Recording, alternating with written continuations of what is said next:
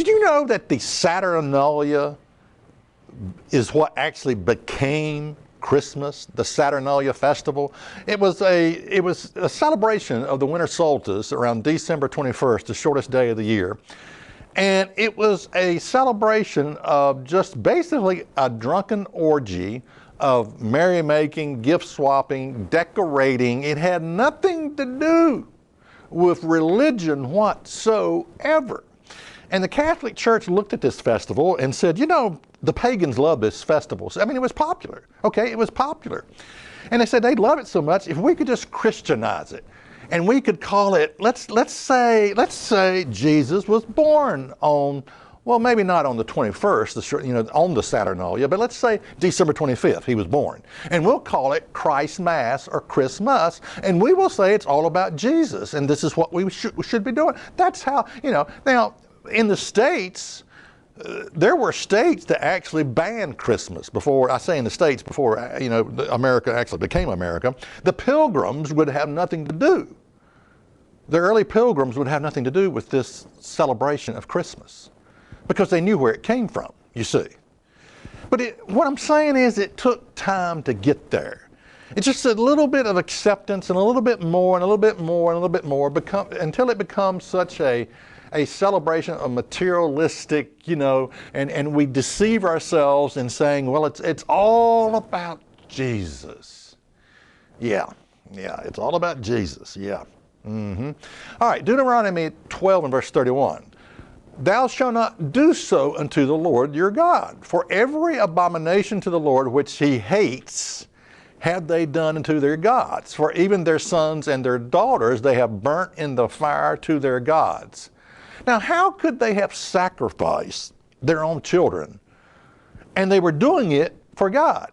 Now, it's true they were sacrificing their own children to a pagan god, but here's the problem. When you incorporate pagan practices into the worship of God, you lose sight of the real God. Let me repeat that. When you incorporate pagan practices into the worship of God, you lose sight of the real God and what he expects of you. Paul addressed this issue that in the church of Corinth, the book of Corinthians, he had to correct them because of their sexual misconduct. They actually had temple prostitutes back then, and that was a part of the worship of God. As you went up to the temple, they had the little buildings to the left and to the right where you can go pay money to have sex with a male or female prostitute, and it was part of the worship of God. How do you get to that point? It's a gradual process. It does not happen overnight. It is the toleration of a little bit at a time, that is the Christianizing of pagan practices into the church. It happens a little bit at a time. A while back, several years ago, there was a movie, Let's Take Christmas Back. Maybe you remember the title of that movie, and it was about we need to put Christ forget all this stuff, everything, the Santa Claus and all that. We need to put Jesus back in his rightful place. We need to take Christmas back. I'm telling you, 20 years from now, you're going to see a movie entitled Let's Take Halloween Back. Because it's already happening in the churches. 20 or 30 or 50 years ago, you didn't see Halloween in church.